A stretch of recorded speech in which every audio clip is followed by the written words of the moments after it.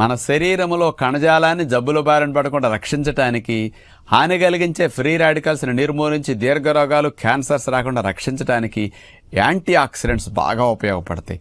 అలాంటి anti oxidants fruits, కూరగాయల్లో, ఆకుకూరల్లో 1500, 2000, 4000, 3000 anti oxidants ఉంటాయి. ఓఆర్ఎస్ యూనిట్స్ అని కొలుస్తారనమాట వాటిని. అలాగే ఎండు ఫ్రూట్స్లో 4000 యాంటీ ఆక్సిడెంట్స్ ఉంటాయి.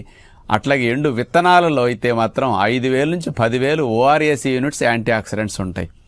అది అన్నిటికంటే ఎక్కువ యాంటీ ఆక్సిడెంట్స్ ఎందులో ఉంటాయి తెలుసా?